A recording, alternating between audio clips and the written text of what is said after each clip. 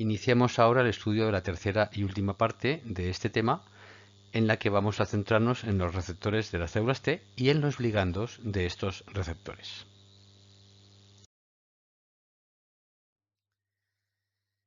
Vamos a pasar ahora a estudiar lo que serían los receptores de las células T, que van a reconocer antígenos mediante un receptor que tiene una estructura similar a la región FAB de los anticuerpos. En este caso no tenemos región FC, sí que tenemos una región constante que va a formar parte de la cadena alfa, que es una de las que forma parte del receptor, o de la cadena beta, que es otra. La cadena beta sería la equivalente a la cadena pesada, que está aquí en verde. La cadena alfa sería el equivalente a la cadena ligera. Y de nuevo hay una región variable que va a ser distinta entre los distintos receptores de las células T. Esta es la zona que se une al antígeno. Y hay una región constante que va a ser común entre los distintos receptores de las células T. En este caso hay una diferencia muy importante con las células B, y es que las células B, el FAB, el sitio de unión al antígeno, no está restringido a nada, es decir, puede detectar cualquier estructura del mundo exterior. Sin embargo, el receptor de las células T no es esto lo que sucede. Estos receptores están diseñados para detectar ligandos propios, que son las proteínas del complejo mayor de histocompatibilidad, que ya veremos que hay dos clases, ya hemos visto, hay dos clases, el 1 y el 2. Estos complejos mayores de histocompatibilidad presentan péptidos sobre la superficie de las células y estos son los antígenos que van a ser detectados por estas células T. Entonces esto es importante porque las células B van a tener receptores y van a secretar anticuerpos que van a estar destinados a reconocer antígenos del mundo exterior, que no están presentados por moléculas propias. En cambio, los receptores de las células T están diseñados para detectar antígenos presentados por moléculas que yo llamo del mundo interior, es decir, moléculas propias del organismo, que son las moléculas del complejo mayor de histocompatibilidad. Entonces, esto nos diferencia perfectamente las funciones de los linfocitos B y de los linfocitos T. Es algo a tener en cuenta en el futuro como un concepto de inmunología importante, básico, de por qué existen estos dos tipos de linfocitos y por qué existen estos dos tipos de receptores diseñados para abordar cambios en el mundo exterior o cambios en el mundo interior.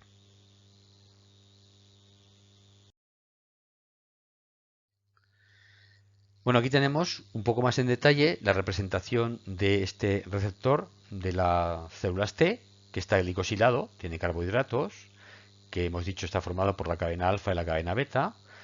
Tiene una región transmembrana que curiosamente tiene aminoácidos cargados. Ya veremos más adelante por qué esto es importante, porque estas regiones transmembranas tienen que unir a otras moléculas de señalización que van a transmitir la información al interior de la célula cuando este receptor haya detectado a su antígeno. Entonces, obviamente, esta detección se produce porque hay una región aminoterminal variable. La carboxiterminal es la constante. Hay también una región bisagra, hasta cierto punto, permite una cierta variabilidad aquí, un cierto movimiento, unida por un puente disulfuro. Y además hay, como ya he dicho, cadenas de carbohidrato laterales. La cola citoplasmática no ejerce ninguna función en principio, lo más importante es la región transmembrana que va a ser capaz de unirse a las proteínas de señalización.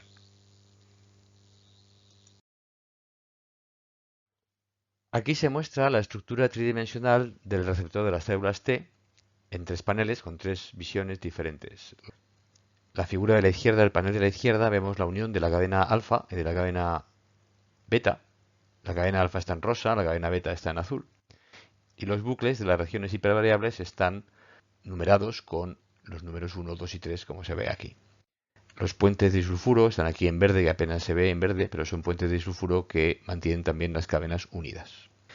En esta parte central se muestra solo la unión de la cadena alfa y la beta en la región constante, y la cadena beta sí tiene un dominio de inmunoglobulina bastante, digamos, homogéneo, pero la cadena alfa pues lo tiene un poco más desestructurado, con regiones que no forman parte de hojas beta, y aquí hay un puente disulfuro un poco lejano de las dos cadenas, pero que también las mantiene unidas. Y además este carbohidrato también participa en la unión de las dos regiones constantes de la alfa y de la beta. Y aquí en esta parte de la derecha se comparan las estructuras tridimensionales de la zona de unión del antígeno, que la vemos desde arriba, de tres anticuerpos distintos y de el receptor de las células T. La parte de naranja que se muestra aquí es la específica del receptor de las células T, que es un poquito distinta del resto de las regiones de los anticuerpos que aparecen en otros colores, pero que prácticamente solapan en el espacio. Es decir, esta sería quizás una región que estaría involucrada en la restricción de que los receptores de las células T solo se unen a las regiones MHC de tipo 1 o MHC de tipo 2. Recordemos que los epítopos también son distintos. Los epítopos de los anticuerpos son regiones en el espacio que están plegadas tridimensionalmente y que por el plegamiento se reúnen en la superficie de una molécula de proteína, también puede ser de carbohidrato. En cambio, los epítopos de los receptores T son contiguos, es decir, son regiones peptídicas de proteínas que pueden estar en la superficie o que pueden estar en el interior de la molécula, pero que realmente son zonas contiguas, péptidos contiguos que pertenecen a la proteína.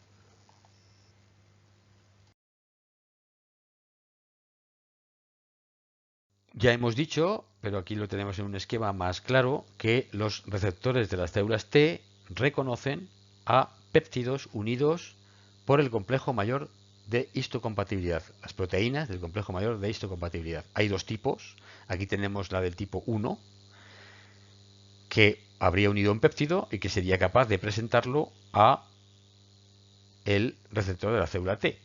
Claro, como estamos hablando de un péptido, esto quiere decir que los antígenos no pueden ser naturales, sino que necesitamos procesarlo. Es decir, necesita la célula que lo presenta haberlo captado, haberlo troceado en péptidos, haberlo unido al MHC de tipo 1 o de tipo 2 y presentarlo en la superficie de modo que la célula T lo pueda reconocer.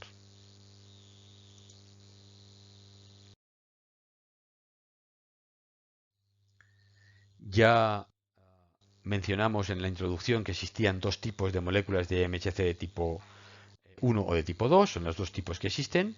Aquí tenemos el esquema del MSC de tipo 1, que está formado por dos cadenas, la alfa y la beta. La cadena alfa tiene tres dominios, ¿de acuerdo? Es un dominio de inmunoglobulina y luego otro dominio que se llama el dominio de surco de unión al péptido. Entonces estos dominios ya no se pliegan en hoja beta plegada, fijaos que por debajo sí, pero por arriba hay como dos hélices alfa, que son las que forman un surco, y aquí dentro va a encajar un péptido. Péptido que va a provenir de un antígeno, en este caso, citosólico, que ya veremos que está producido en el citosol. En esto insistiremos más adelante en el curso. Y luego tenemos la cadena beta. La cadena beta es una proteína que se llama la beta 2 microglobulina, que es necesaria para estabilizar la cadena alfa y que ésta pueda unirse, por tanto, al péptido. Esta sería la estructura de la molécula de MHC de tipo 1. ¿De acuerdo? Entonces, es importante que este surco tiene esa estructura en hoja beta por debajo, pero lo que sería el surco es una estructura en plegamiento de hélice alfa, que tiene poco que ver con el dominio inmunoglobulina que hemos visto anteriormente.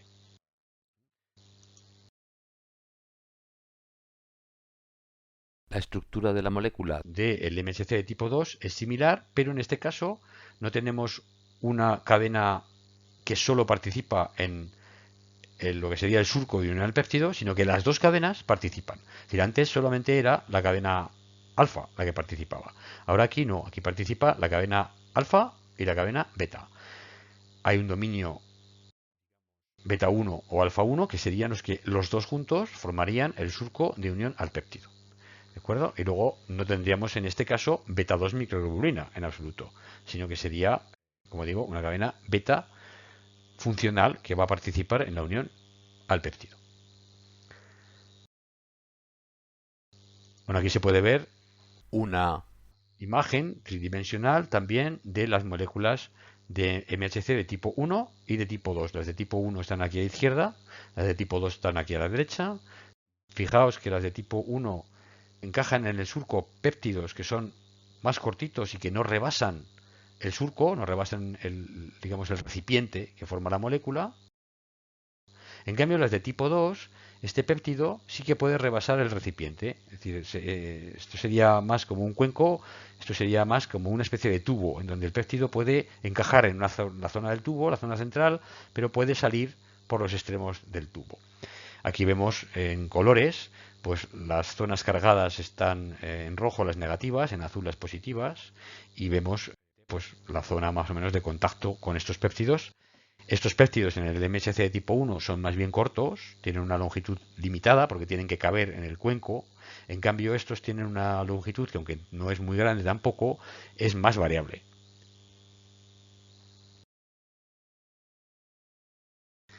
¿Cómo se pegan los péptidos a los MHC? Pues evidentemente van a establecer interacciones fuertes con los residuos del surco. Y esas interacciones tienen que ser fuertes porque el péptido, una vez unido el MHC, no se debe soltar. Cada molécula de MHC tiene una serie de residuos en algunas posiciones que van a ser capaces de establecer interacciones con otros residuos en otras posiciones, residuos del péptido. En primer lugar, las del MSC de tipo 1 van a establecer interacciones con los residuos aminoterminales o carboxiterminales del péptido.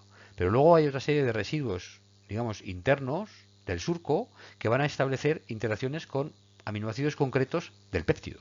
Entonces aquí, por ejemplo, vemos que este péptido tiene aminoácidos similares en una posición. Por ejemplo, aquí tendríamos 3 leucinas idénticas. Este sería el código de una letra de los aminoácidos. La Y es la tirosina, la F es la fenilanalina. Si os sabéis los aminoácidos, más o menos la estructura, sabéis que son aminoácidos aromáticos. Aquí tenemos otro péptido que encajaría en otra molécula de MSC de tipo 1 que tendría residuos distintos que establecerían interacciones con los residuos de anclaje, que es como se llaman estos residuos de esos péptidos. Entonces aquí tenemos que en este caso estos péptidos todos tienen tirosina en esta posición. Aquí tenemos valina o isoleucina o leucina, es decir, un aminoácido hidrófobo, mientras que los aminoácidos de las otras posiciones pues son variables. Es decir, esto nos permite que una molécula de MHC de tipo 1 pueda enlazar una variedad de péptidos que, no obstante, tienen alguna característica en común. Algún aminoácido debe estar o debe ser de una característica química similar en una posición concreta de esos péptidos. ¿De acuerdo? Entonces, de esta manera, las distintas moléculas de MSC de tipo 1 pueden enlazar una enorme variedad de péptidos porque cada uno va a tener residuos de anclaje distintos y, por supuesto, los aminoácidos entre los residuos de anclaje pueden ser muy diversos.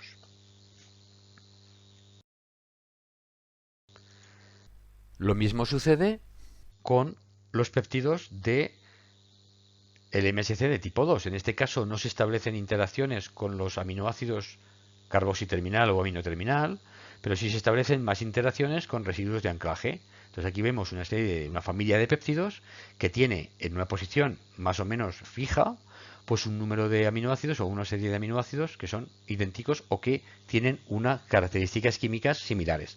Por ejemplo, el D es el ácido aspartico, el E es el ácido glutámico. Estos aminoácidos están cargados negativamente y en estos residuos de anclaje tenemos una carga negativa. Aquí tenemos aminoácidos que son hidrófobos. ¿De acuerdo? Aquí también tenemos aminoácidos que son más bien hidrófobos, con alguna excepción. Pero normalmente hay unos residuos de anclaje que van a ser los que establecen las interacciones fuertes con el surco del MHC de tipo 2. El resto de los aminoácidos son variables y esto lo que hace es generarme pues un espacio, digamos, de péptidos, o sea, una población de péptidos que van a ser capaces de unirse a una molécula dada de MHC. Como ya veremos que tenemos muchas moléculas de MHC diferentes, al final todas estas moléculas van a ser capaces de presentar una enorme variedad de péptidos a los receptores de las células T. Un concepto importante es que existen dos tipos de receptores de las células T, porque existen dos tipos de células T. Hay un tipo de células T que va a enlazar con el MSC de tipo 2 y además para unirse al MSC de clase 2 requieren de un correceptor, de una molécula correceptora que se va a pegar a la zona beta, la región constante beta de la cadena beta, en este caso el MHC de tipo 2. Esta molécula es la CD4, que tiene 4 dominios de inmunoglobulina. Estos linfocitos se llaman TCD4 y van a ejercer funciones bastante diversas en el sistema inmune. Y luego tenemos los linfocitos que tienen receptores que se unen al MHC de clase 1, con sus péptidos correspondientes, claro. Estos tienen otro correceptor que se llama el CD8, que también va a interaccionar con la parte lateral de la cadena, en este caso alfa, del MHC de tipo 1. Cuando el receptor de la célula T, que aquí no está pintado, interacciona con la parte del péptido, es decir, con esta zona de aquí, y el correceptor interacciona con la parte lateral, se produce una especie de interacción a modo de pinza. Es decir, hay dos zonas de interacción. Una, la interacción del receptor con la zona donde está el péptido, y otra, la interacción del correceptor con una zona donde no está el péptido. Lo mismo sucede con el CD8. Con lo cual, el MHC con el péptido es sujetado por el receptor y por el correceptor como si fuera una pinza, formando una pinza. Importante concepto, CD4 se une a el MHC tipo 2, o sea, esta unión es propia de los linfocitos TCD4, que van a ser linfocitos helper, linfocitos colaboradores, ya veremos luego la importancia que esto tiene. En cambio, las células T CD8 que se unen al MHC de tipo 1 van a ser linfocitos citotóxicos que van a funcionar para eliminar, o sea, las células en general infectadas por virus. Veremos también más adelante que la zona citoplasmática de estos correceptores es fundamental también para enviar la información al núcleo celular de que se ha captado el antígeno. Es decir, cuando el receptor detecta al péptido unido al MHC, que sea el 1 o el 2, es solamente cuando el CD8 o el CD4 puedan interaccionar con el MHC, y esto aglutina a una serie de proteínas en el interior de la célula que van a ser capaces de enviar la información a el núcleo celular y a activar a la célula T.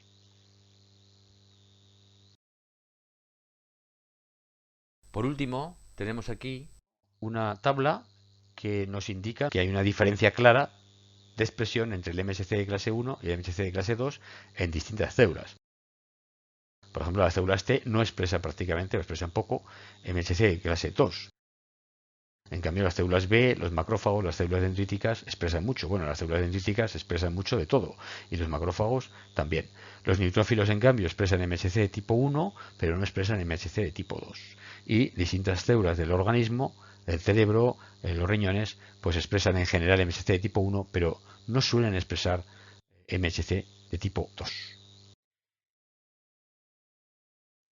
Y con esto damos por terminado el tema 3. Nos aguarda ahora el tema 4, en el que abordaremos la cuestión de cómo se generan los receptores de antígenos de los linfocitos. Hasta luego.